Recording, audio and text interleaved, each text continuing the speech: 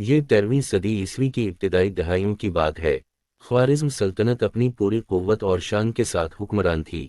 ایران، خراسان، شام اور عراق میں آل سلجوق کے بیشتر مقبوضات پر خوارزم قابض ہو چکے تھے۔ وہ ایشیا کی تمام اسلامی سلطنتوں کو بھی فتح کرنے کے خواب دیکھ رہے تھے، لیکن انہی دنوں میں منگول آندھی اور طوفان کی طرح نکلے اور ان کے راستے میں جو آیا اسے روندتے چلے گئے۔ چنگیز خان اپنی تمام تر ہول ناکیوے کے ساتھ اٹھا اور خوارزم کی سلطنت پاش کر دی۔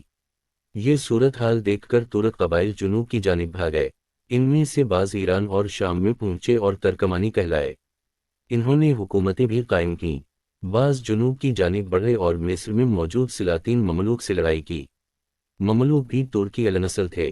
مصر میں ان ترکوں کو شکست کا سامنا کرنا پڑا۔ پھر وہ واپس ایشیائی کوچک پہنچے اور سلجوقیوں سے جا ملے۔ ایشیائی کوچک آنے والے ترک قبائل میں ہی مشہور ترک سردار ارطغرل کا کئی قبیلہ بھی تھا۔ یہ قبیلہ ترکان اوغوز کے قبیلے کا ایک جزو تھا جو ارطغرل کے والد سلیمان شاہ کی سرکردگی میں اپنے وطن خراسان کو چھوڑ کر مختلف مملکوں سے ہوتا ہوا شام کی طرف جا رہا تھا۔ دریائے فرات عبور کرتے ہوئے سلیمان شاہ کا انتقال ہو گیا۔ بعض مورخین کہتے ہیں کہ سلیمان شاہ دریائے فرات میں ڈوبنے سے زندگی کی بازی ہارا۔ اپنے سردار کی موت کے بعد کئی قبیلے کے کچھ لوگ منتشر ہو گئے، لیکن جو رہ گئے وہ ارطغرل اور اس کے بھائی دونادار کے ساتھ ایشیائی کوچک کی جانب روانہ ہو گئے۔ کئی قبیلہ سلطان علاء الدین کی سلجوقی سلطنت میں داخل ہو گئے۔ مشہور محقق لارڈ ایورسلے اپنی کتاب دی ترک ایمپائر میں لکھتے ہیں کہ کئی قبیلہ 400 کے قریب گھرانوں پر مشتمل تھا۔ وہ سلطان علاء الدین کے زیر سایہ پناہ لینے کے لیے پایتخت کونیا کی طرف جا رہے تھے۔ راستے میں انگورا کے قریب ارطغرل کو دو فوجیں جنگ کرتی دکھائی دیں۔ کئی قبیلے کے لیے دونوں فوجیں اجنبی تھیں، لیکن ان میں سے ایک تعداد کے لحاظ سے زیادہ تھی اور دوسری کم تھی۔ ارطغرل اپنے 444 سواروں کے ساتھ کمزور نظر آنے والی فوج کے ساتھ مل کر لڑنے لگا۔ مخالف فریق میدان چھوڑ کر بھاگ نکلا۔ فتح حاصل کرنے کے بعد ارطغرل کو معلوم ہوا کہ جس فریق کی اس نے مدد کی وہ سلطان علاء الدین کے قبائل کی فوج تھی جسے منگولوں نے گھیرے میں لے کر حملہ کر دیا تھا۔ ارطغرل کے اس کارنامے سے سلطان علاء الدین بہت خوش ہوا اور اسے دریائے سقاریہ کے بائیں جانب بازنطینی سرحد کے قریب واقع سوگوت کا زیرخیز علاقہ جاگیر میں دے دیا۔ بازنطینی سرحد کے قریب ہونے کی وجہ سے ارطغرل کے کئی قبیلے کی اکثر بازنطینی فوج کے ساتھ جھڑپیں ہوتی رہتی تھیں۔ کچھ اور ترک قبیلے بھی ارد گرد کے علاقوں میں آباد ہو چکے تھے، وہ بھی ارطغرل کے ساتھ مل کر بازنطینیوں کے ساتھ لڑنے لگے۔ ان کی قوت بڑھتی چلی گئی۔ سلطان علاء الدین نے ارطغرل کی بڑھتی طاقت پر کوئی فکرمندی ظاہر نہیں کی تھی، کیونکہ سلجوقی سلطنت ان دنوں اندرونی اور بیرونی دشمنوں کی وجہ سے بہت مشکلات میں آ چکی تھی۔ اس میں کوئی شک نہیں کہ سلطان علاء الدین کے قبائل کے کونیا میں شان قائم تھی، لیکن حکومت کا دائرہ محدود ہو کر رہ گیا تھا۔ ایک طرف منگولوں نے جنوبی اور مشرقی علاقوں پر قبضہ کر لیا تھا، دوسری طرف عیسائیوں نے شمال اور مشرق کے قدیم بازنطینی صوبوں کے اکثر حصے واپس لے لیے تھے۔ وسطی اور جنوبی حصوں میں کئی سلجوقی سرداروں نے خود مختار حکومتیں قائم کر لی تھیں۔ سرحدی علاقوں میں تو آئے روز جنگیں ہوتی رہتی تھیں۔ ایسے میں کئی قبیلے کے ارطغرل جیسے بہادر سردار کی سلجوقی سلطان کو ضرورت تھی۔ ارطغرل کی فتوحات سے پریشان ہونے کی بجائے سلطان نے انہیں مزید انعامات سے نوازا۔ ایک جنگ میں ارطغرل نے علاء الدین کے نائب کی حیثیت سے منگولوں اور بازنطینیوں کی متحدہ فوج کو شکست دی، تو سلطان نے ارطغرل کو مزید علاقہ عنایت کیا اور پوری جاگیر کا نام سلطانونی رکھا۔ ارطغرل کو سلطان نے اپنے مقدمہ الجیش کا سپہ سالار بھی مقرر کر دیا۔ سلطانونی کے اکثر علاقوں میں خودسر امیروں کا قبضہ تھا اور اپنی جاگیر پر تسلط قائم رکھنے کے لیے ارطغرل اور بعد میں اس کے بیٹے عثمان کو کئی لڑائیاں لڑنی پڑی تھیں۔ محقق ایڈورڈ کریسی اپنی کتاب میں لکھتے ہیں کہ ہلال یعنی چند سلطان علاء الدین کے جھنڈے کا نشان تھا۔ ارطغرل نے بھی ان کے ناب کی حیثیت سے اسی نشان کو اختیار کیا جو آج تک ترکوں کی عظمت کا قومی نشان ہے۔ 1288 عیسوی میں ارطغرل نے 90 سال کی عمر میں وفات پائی اور سوگوت کے قریب دفن کیا گیا۔ ارطغرل کے بعد اس کا بیٹا عثمان جانشین ہوا۔ عثمان نے ہی سلطنت عثمانیہ کی بنیاد رکھی اور اپنی سلطنت کا پہلا بادشاہ بنا۔ عثمان خان اول نے بھی اپنے والد ارطغرل کی طرح انتشار کے باوجود سلجوقی سلطنت سے خود مختاری کا اعلان نہیں کیا تھا۔ عثمان اول کا دور وہ زمانہ تھا جب سلجوقی سلطنت دم توڑ رہی تھی۔ ایشیائی کوچک میں طوائف الملوکی پھیل چکی تھی۔ عثمان نے اپنی توجہ بازنطینی علاقوں کی جانب رکھی کیونکہ اس کی جاگیر بازنطینی سرحدوں سے ملتی تھی۔ بازنطینی سلطنت بھی روز بروز کمزور ہوتی چلی جا رہی تھی اور ترک بطھنی کے میدانوں میں داخل ہو گئے۔ بازنطینی شہنشاہ نے غلطی یہ کی کہ ان دروں کی حفاظت پر معمور ملیشیا سے خراج لینا شروع کر دیا، حالانکہ اس سے پہلے یہ ملیشیا ہر قسم کے خراج اور ٹیکسوں سے پاک تھی۔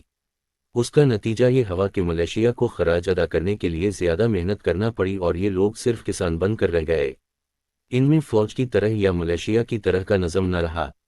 مورخین لکھتے ہیں کہ عثمان خان اول نے ابتدا میں بازنطینی علاقوں پر خود حملے نہیں کیے تھے، بلکہ ترکوں کو بازنطینی فوج کی جانب سے حملوں کا سامنا کرنا پڑا اور عثمان کا زیادہ وقت اپنی جاگیر کے دفاع میں ہی گزرتا تھا۔ سلطان قونیہ کے نائب کی حیثیت سے عثمان خان اول کو ان حملوں کا جواب دینا پڑتا تھا۔ آخر کار عثمان نے آگے بڑھنے کا فیصلہ کیا اور پہلے ہی سال میں قراجہ کا قلعہ فتح کر لیا۔ سلطان علاء الدین نے قراجہ حصار اور اس کے ارد گرد کی تمام اراضی جو عثمان خان اول نے قبضے میں کی وہ سلطان نے اسے عطا کر دی۔ ساتھ ہی عثمان کو اپنا سکہ جاری کرنے اور اپنا نام جمعہ کے خطبہ میں شامل کرنے کی اجازت دے دی۔ یوں عثمان خان اول کو بادشاہ کے علاوہ تمام شاہی امتیاز حاصل ہو گئے تھے۔ چند سال بعد ہی 1300 عیسوی میں منگولوں نے ایک مرتبہ پھر ایشیائی کوچک پر حملہ کر دیا۔ اسی جنگ میں سلطان علاء الدین شہید ہو گئے۔ بعض مورخین کا دعویٰ ہے کہ سلطان علاء الدین کو خود ان کے بیٹے غیاث الدین نے زہر دے کر قتل کیا۔ بہرحال منگولوں نے غیاث الدین کو بھی قتل کر دیا اور ایشیائی کوچک میں سلجوق سلطنت کا خاتمہ کر دیا۔ اب عثمان خان اول بالکل آزاد اور خود مختار تھا۔ سلجوقی امرا میں عثمان کا سب سے بڑا حریف کرمانیہ کا امیر تھا۔ ایشیائی کوچک کے ترکوں کی سرداری اور پورے ملک کی حکومت کے لیے عثمان اور امیر کرمانیہ کے درمیان کئی جنگیں ہوئیں۔ بعض میں عثمان کو فتح بھی ملی، لیکن عثمان خان اول کی زیادہ توجہ بازنطینی زرخیز زمینوں، شہروں اور قلعوں کی جانب تھی۔ کئی ترک قبیلوں نے عثمان کی بڑھتی قوت سے خائف ہو کر اس پر حملے کیے، لیکن ان قبیلوں کو شکست کا سامنا کرنا پڑا اور چھوٹے چھوٹے کئی ترک سردار عثمان خان اول کے تابع ہو گئے۔ عثمان نے پھر بازنطینی قلعے یک کے بعد دیگرے فتح کیے اور بالآخر یعنی شہر کو اپنی مملکت کا پایہ تخت بنایا۔ 1301 عیسوی میں پہلی مرتبہ قیون حصار کے مقام پر عثمان کی فوج کا بازنطینی شہنشاہ کی باقاعدہ فوج سے مقابلہ ہوا۔ اس میں عثمان اول کو زبردست کامیابی ملی۔ ترکوں نے دشمن کو شکست سے دوچار کیا اور صرف 6 سال کے اندر ہی اس کی فتوحات کا دائرہ بحر اسود کے ساحل تک پہنچ گیا۔ بازنطینی قلعے مسخر ہوتے چلے گئے۔ بازنطینیوں نے تاتاریوں کو عثمان پر حملے کے اکسایا، جس پر عثمان نے اپنے بیٹے اورخان کو فوج کے ساتھ مقابلے کے لیے بھیجا۔